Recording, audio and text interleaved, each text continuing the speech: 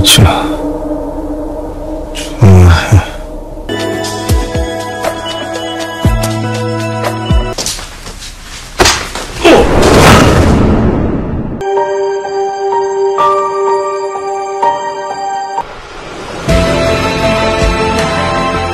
됐습니다. 죽여주세요.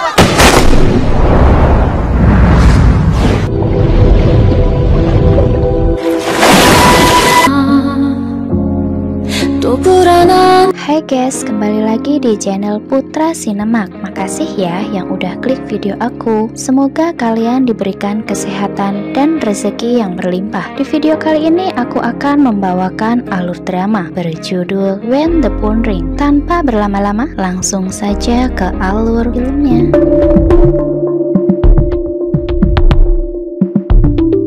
Sebelum masuk ke pesta, Seon bertemu dengan ibu mertuanya. Karena rasa penasarannya, Seon menanyakan kenapa Haejo tidak bisa berbicara. Ibu Haejo mengingatkan menantunya jika Haejo mengalami syok akibat kecelakaan mobil. Sampai saat ini Haejo masih mengalami mutisme selektif, yang seharusnya itu terjadi jika seseorang tidak bisa berbicara karena faktor psikologis. Tapi mengapa itu bisa terjadi sampai 20 tahun lamanya? Ibu Haejo mengatakan mungkin itu terjadi karena rasa bersalah Haejo yang begitu besar yang membuat ia kehilangan adik dan kakaknya menjadi tunarungu. Namun Seon mengatakan apa kecelakaan itu salah Haejo. Seon lalu memperingatkan ibu mertuanya untuk menjaga sikap dan tidak sembarangan pada Haejo karena Haejo adalah istrinya. 뭐야? 우리 희주 챙기는 거야? Kemudian Seon menerima telepon dari penculik yang tak lain adalah Haejo. Ketika sedang menelpon, ia melihat mantel milik istrinya yang menurut pelayan tertinggal di toilet. Lalu Seon pergi menemui Haejo di rooftop. Di sana Seon melihat Haejo sedang berteleponan. Haejo terkejut dan panik, membuatnya terjatuh. Untungnya ada Seon yang sigap menangkap istrinya. Seon merasa kesal mengapa Haejo berdiri di atas rooftop seperti orang akan bunuh diri. Tiba-tiba Haejo cegukan dan hal itu membuat Haejo mengeluarkan suara kecilnya. Seon pun langsung teringat dengan rekaman dashboard milik polisi. Lalu Seon memaksa Haejo untuk mengeluarkan suaranya lagi. Seon penasaran apakah yang ia dengar adalah suara istrinya. Namun tiba-tiba Seon mendapat telepon dari anak buahnya, sehingga ia meminta Haejo untuk masuk ke dalam sembari memakaikan mantel milik istrinya. 먼저 가 있어. Singkat cerita, acara pesta pun selesai. Sesampai di rumah, Seon menanyakan tentang bekas luka di kaki Haejo. Seon pun penasaran, rupanya sewaktu kecil Haejo pernah digigit anjing. Dan bagaimana bisa Haejo menahan rasa sakit tanpa berteriak sedikit pun. 궁금하네. Sewaktu masih kecil, Haejo bercita-cita ingin menjadi pewara. Namun ibunya memarahinya karena ia tidak boleh berbicara sedikit pun. Ia lalu keluar rumah dan di sana Haejo digigit anjing. Untungnya ada Seon yang menolongnya.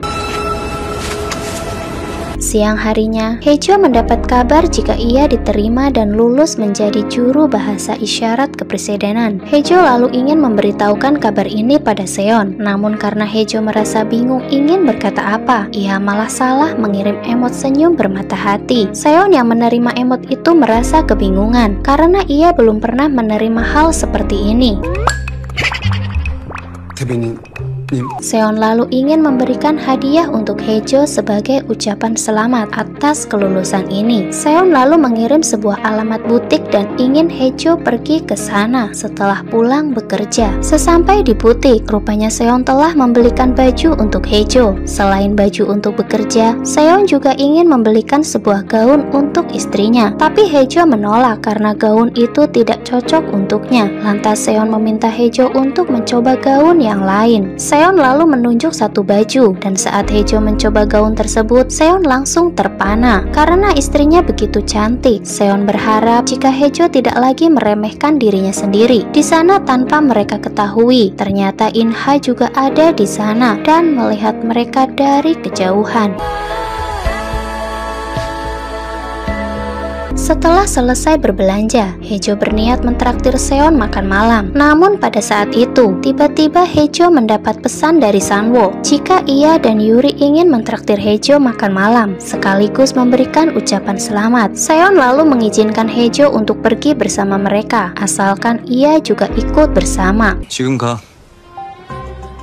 Akhirnya mereka berempat kembali makan bersama. Di sana Sangwo mempertanyakan mengapa Hejo sekarang menjadi tim juru bahasa isyarat di kantor kepresidenan. Bukankah sebenarnya Hejo memiliki impian sebagai pewara? Seon merasa bingung mengapa Sangwo malah mempertanyakan ini semua. Takutnya hal ini membuat Hejo menjadi bingung. Hejo lalu dengan gerakan tangannya meminta mereka untuk berhenti berdebat. Hejo lalu pergi keluar karena khawatir. Seon pun lantas menyusul Hejo keluar. Saat mencari Hejo, tiba-tiba Seon ditelepon oleh penculik yang tak lain istrinya sendiri. Seon lalu bertanya, apakah penculik itu pernah mendengar suara Hejo dan apakah penculik itu tahu jika Hejo tidak bisa berbicara. Namun penculik itu tidak menjawabnya. Saat Seon hendak menyeberang jalan, tiba-tiba sebuah mobil melaju ke arahnya. Saat itu Hejo yang berada di seberang jalan berteriak memanggil nama suaminya dan kemudian menyelamatkannya. Saat di rumah, Hejo mendapatkan telepon dari si penculik asli. Di sana ia tertawa karena ia telah melihat Hejo sedang menyelamatkan Seon. Rupanya mobil yang hampir menabrak Seon adalah mobil yang dikendarai oleh penculik asli. Ia menjadi kurang yakin apakah benar jika Hejo ingin berpisah dari Seon. Padahal penculik itu ingin sekali melihat Seon hancur. 망가졌으면 좋겠거든. Singkat cerita, akhirnya Hejo bekerja di kantor kepresidenan. Setelah berkenalan dengan seluruh staf, Hejo lalu mengajak Seon untuk belajar bahasa isyarat. Sedikit demi sedikit, Seon menguasai kata demi kata dengan baik, dan tentu saja itu semua berkat Hejo. Akhirnya mereka berdua bisa berkomunikasi dengan baik, meski menggunakan bahasa isyarat dan tatapan mata. 잘 부탁합니다. Malam harinya, Seon dan seluruh staf merayakan penyambutan Hejo. Namun tiba-tiba Seon dipanggil keluar oleh anak buahnya. Di sana ia melaporkan jika ia mendapatkan analisis suara yang asli. Dan benar, ternyata suara asli tersebut berasal dari seorang wanita dan berada di dekatnya. Apakah mungkin jika penelpon penculik itu adalah Hejo? Seon lalu memerintahkan anak buahnya untuk mengirim audio suara wanita dan lalu mencocokkannya. Karena kepikiran hal itu, Seon banyak minum dan menjadi mabuk. Seon akhirnya diantar pulang menggunakan supir pengganti, dan supaya tidak ketahuan oleh rekannya, Hejo lalu pulang menggunakan taksi. Sesampainya di rumah, Hejo melihat Seon masih berada di dalam mobil dan tertidur. Ia lalu berusaha membawa Seon masuk ke dalam rumah. Mereka berdua terjatuh dan bibir Hejo berada tepat di atas bibir Seon. Pagi harinya, saat mereka terbangun, Seon bertanya pada Hejo, mengapa kita bisa berbaring di lantai dan apa yang terjadi? Hejo menjawab, apakah ia harus mengatakan yang sejujurnya? Rupanya saat Seon mabuk, di sana Hejo bertanya, bagaimana perasaan Seon padanya? Seon berkata, jika ia menyukai Hejo. Lalu Seon terbangun karena mimpi buruknya. Saat di kantor, Seon mendapat laporan dari anak buahnya jika suara audio yang Seon kirim dengan suara si penculik itu hasilnya sama. Setelah diringkas semuanya, mulai dari telepon ancaman pertama hingga saat di panti jompo, ternyata penelpon penculik itu tidak ada kaitannya dengan penculikan, ledakan, dan panti jompo, dan mereka bukan komplotan. Hal ini membuat Seon merasa lega, akan tetapi Seon tidak menyangka jika Hejo melakukan semua ini padanya. 그만. Namun setelah semua dirangkai dari telepon demi telepon, rupanya si penelpon penculik meminta dirinya bercerai dengan Hejo. Saat itu Hejo menerima pesan dari Inha yang mengajaknya bertemu di sebuah akuarium besar. Rupanya selama ini Inha pergi ke luar negeri untuk operasi telinga, dan sekarang Inha sudah bisa mendengar. Inha lalu meminta Hejo untuk berbicara karena sebenarnya ia tahu jika Hejo tidak boleh bicara karena dirinya. Itu semua Semua karena Inha tidak ingin hancur sendirian dan ingin Hejo merasakan penderitaannya. Hejo kesal dan pergi meninggalkan Inha. Ia tidak ingin Hejo mencampuri urusannya lagi. Hejo akan berbicara saat dia menginginkannya. Inha berkata jika ia ingin mengatakan sesuatu tentang Seon. Ternyata saat pernikahan, Seonlah yang meminta Hejo untuk ia nikahi sebagai seorang sandra karena Seon membutuhkan koneksi dengan keluarga mereka. 잘 지냈어? Sementara itu, saat belajar bahasa isyarat, Seon ingin Hejo mengajarinya mengatakan kalimat "aku memaafkan kesalahanmu". Akan tetapi, Seon merasa kesulitan untuk melakukannya. Hingga kemudian Seon pergi meninggalkan Hejo. Namun Seon menemukan selembar kertas milik Hejo yang bertuliskan ketulusan, perhatian, dan kasih sayang. Scene berpindah. Saat itu, Yuri dan Sangwo mengunjungi panti asuhan untuk program acara mereka, di mana Sangwo ingin mengupas tuntas kasus anak hilang di panti tersebut. Menurutnya ada 3 anak yang hilang, namun menurut pengurus panti, ada 1 lagi anak yang hilang. Salah satu anak kembar yang ada di panti tersebut. 네, 없어요. Saat Hejo tidak ada di rumah, Seon mencoba memasuki kamar Hejo. Di sana ia mencari tahu isi kamar istrinya. Namun tiba-tiba Hejo datang dan bertanya sedang apa Seon di kamarnya. Seon menjawab jika ia sedang mencari ponselnya yang hilang. Lalu tanpa sengaja Seon melihat baju dinas Hejo dan Seon pun langsung mengejek Hejo. Rupanya istrinya memiliki baju seperti ini. Mereka lalu berebutan saat Hejo akan mengambilnya. Mereka terjatuh ke atas kasur. Seon lalu teringat jika tadi malam bibir mereka sempat bersentuhan dan Seon juga membisikkan sesuatu di telinga Hejo. Namun Seon tidak mengingat apa yang ia katakan. Jantung Seon berdetak kencang.